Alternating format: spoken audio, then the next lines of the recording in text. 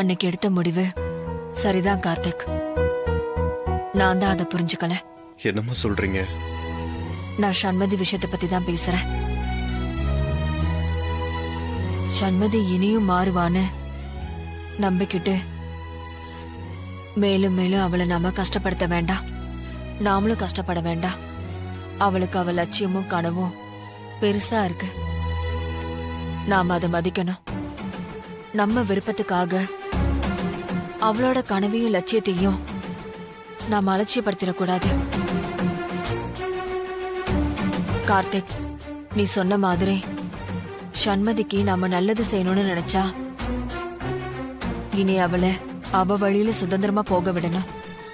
உண்மையை சொல்ல போனா அவ சந்தோஷத்துக்கு குறுக்க நிக்கிறது நாம தான். அவ மேல எந்த தப்புமே இல்ல. எவ்வளவு சீக்கிரம் சண்மதிக்கு டிவோர்ஸ் கிடைச்சு இந்த வீட்டை விட்டு அவ போறாளோ அந்த அளவுக்கு அவ நிம்மதியாவும் சந்தோஷமாவும் இருப்பா. என்னோட ஆசையெல்லாம் சண்மதி இனி அவளோட விருப்பப்படி அவளோட வாழ்க்கைய வாழணுங்கிறது தான். என்ன ராஜி, நீயே இப்படி பேசலாமா? சண்மதி கார்த்திகை புரிஞ்சுக்க இன்னும் கொஞ்சம் நாள் ஆகுன்னு எனக்கு தோணுதுமா. நீ எடுத்திருக்கிற அந்த பெரிய முடிவு இன்னும் கொஞ்சம் காலத்துக்கு தள்ளி வைக்கிறது நல்லதுன்னு தோணுது. என்ன மன்னிச்சிருங்க, அதுக்கான காலகட்டம் முடிஞ்சிருச்சுங்க. சண்மதி விஷயத்துல நாம ஒண்ணு நினைச்சோம். ஆனா அந்த வாழ்க்கை கைக்குடி வராதுன்னு தோணுது. நம்ம நம்பிக்கைக்காக மத்தவங்களோட கனவு விருப்பத்தை காலாவதி ஆக்குறதுல எனக்கு உடன்பாடு இல்ல. நீ இவ்வளவு பெரிய முடிவு எடுத்து அதுல உறுதியா இருக்கிற அளவுக்கு அப்படி என்ன ராஜி நடந்தது? நான் ஆசைப்பட்ட மாதிரி மெல்பர்ன் யூனிவர்சிட்டியில என்னோட ஹையர் ஸ்டடீஸை முடிக்கணும்ன்றதுதான். அதை தவிர என் மனசுல வேற எந்த கவலையும் இல்லம்மா. இப்ப சொல்லுங்க, நான் அவசரப்பட்டுட்டேனா? தப்பா முடிவெடுத்துட்டேனா? இல்ல நியாயமா நடந்துக்கிட்டேனா? உன் மனசு புரியுது ராஜி. நீ எப்ப எந்த முடிவு எடுத்தாலும் அதுல சுயநலம் இருக்காதுன்னு எனக்கு நல்லாவே தெரியும். இருந்தாலும் என் மனசு கேட்கலாமா? எனக்கும் கஷ்டமா தாங்க இருக்கு. ஆனா சண்மதி சந்தோஷத்தை நினைக்கிறப்போ ஏன் கஷ்டம் பெருசா படலங்க. நாளாக நாளாக நம்ம தான் நம்மள மாத்திக்கணும்.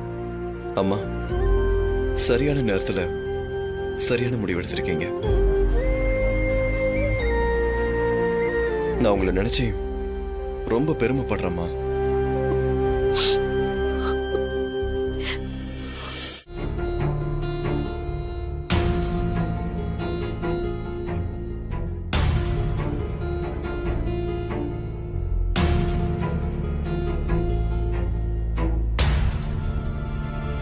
உங்க பையனுக்கும் மருமகளுக்குமான ஃபைனல் கவுன்சிலிங்ல நான் தான் கவனிச்சுக்க போறேன். இது சம்பந்தமா நீங்க என்கிட்ட போன்ல பேசினப்போ எனக்கே ரொம்ப கஷ்டமா இருந்தது. எதுக்கும் ஒரு தடவை நான் உங்ககிட்ட கன்ஃபார்ம் பண்ணிக்கிறதுக்காக கேக்குறேன். நேத்து நீங்க என்கிட்ட போன்ல சொன்ன மாதிரியே இந்த விவாகரத்து சம்பந்தமான உங்க முடிவுல இன்னும் உறுதியா இருக்கீங்களா? என்னோட முடிவுல எந்த மாற்றமும் இல்ல மேடம். என் மருமக ஆசைப்பட்ட மாதிரியே சீக்கிரமா விவாகரத்து வாங்கி கொடுத்துருங்க. இதுக்கு முன்னாடி கார்த்திகும் சண்மதியும் கவுன்சிலிங் வந்தப்போ குறைஞ்சது 1 வருஷமாவது அவங்க சேர்ந்து வாழணும்னு சொன்னதை கேட்டு நான் அவ்வளோ சந்தோஷப்பட்டேன். இந்த 1 வருஷத்துல கண்டிப்பா சண்மதி மனசு மாறி கார்த்திக்கோட சேர்ந்து வாழ சம்மதிச்சிருவான்னு அவ்வளோ நம்பினேன். அதெல்லாம் இனி எப்பவுமே நடக்க போறது இல்லைன்னு தெரிஞ்சதுக்கு அப்புறம்தான் இன்னமும் சண்மதிய கூடவே இருக்க வச்சு அவ மனச கஷ்டப்படுத்த விரும்பல. கல்யாணம் குடும்பம்னு சராசரி பொண்ணுங்களோட வாழ்க்கைய வாழ நினைக்காம சண்மதிக்குன்னு நிறைய ஆசை கனவு லட்சியம்னு எல்லாம் இருக்கு. எங்களால அதெல்லாம் தடைப்பற்ற கூடாதுன்னு நினைக்கிறோம் மேடம். அதனால அவ ஆசைப்பட்ட மாதிரியே சீக்கிரம் விவாகரத்து கொடுத்துட்டா அதுக்கப்புறம் அவ வாழ்க்கைய அவ பாத்துப்பா இல்லையா? நீங்க இப்படிலாம் பேசுறத கேட்கும்போது ரொம்ப ஆச்சரியமா இருக்கு.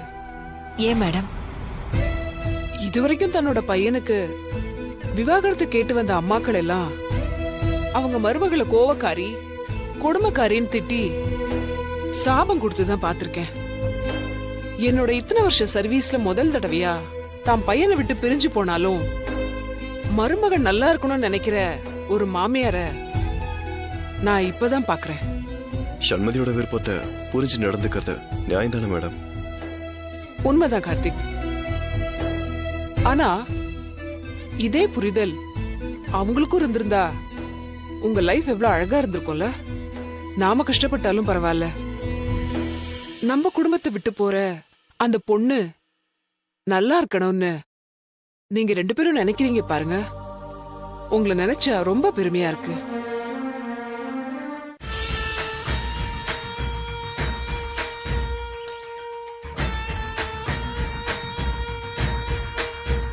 டேய், கொலைகேஸ்ல 3 மாசமா ஜெயில இருந்த அக்காக்கு இன்னைக்குதான் ஜாமீன் கிடைச்சிருக்கு. நம்ம வரவேற்பை பார்த்து அக்கா அசந்து போயிடணும். அண்ணா, நம்ம தான் எல்லாத்தையும் ரெடி பண்ணிட்டோமே பக்காவா. இன்னைக்கு நம்ம பண்றதெல்லாம் பார்த்துட்டு அக்கா அசந்து போறாங்க பாருங்க.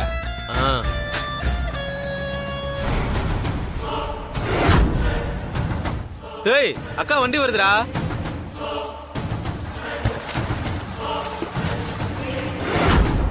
டேய், என்னடா பாத்துட்டு இருக்க? பட்டாசா போடுறா.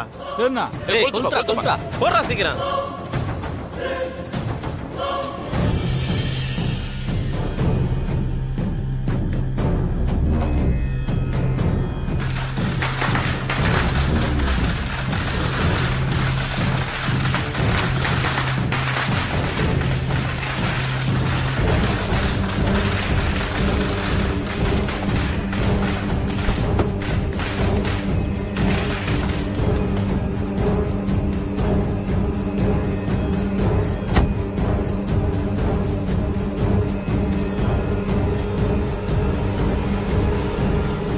வணக்கம்க்கா.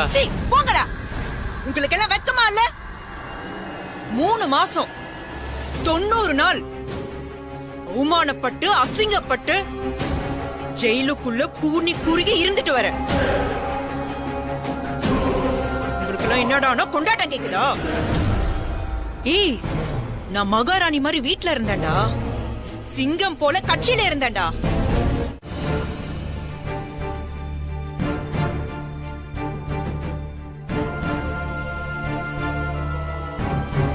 கார்த்திக் சார், மேடம் வர சொல்றாங்க. வா.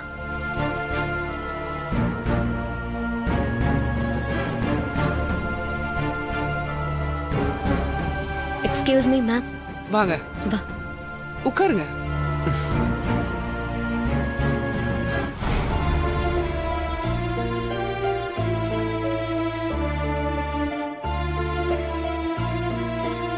இது உங்க 2 பேருக்கான ஃபைனல் கவுன்சிலிங். கல்யாணமாகி என்ன ஒரு 6 மாசம் ஒன்னா சேர்ந்து வாழ்ந்திருப்பீங்களா? ஆமா மேம். போன தடவை நாங்க கவுன்சிலிங் வந்திருந்தப்போ கம்பல்சரி 2 பேருமே 1 இயர் ஒன்னா சேர்ந்து வாழ்ந்தாதான் இந்த கேஸ்ல கோர்ட் ப்ரொசீட் பண்ண முடியும்னு சொல்லிட்டாங்க.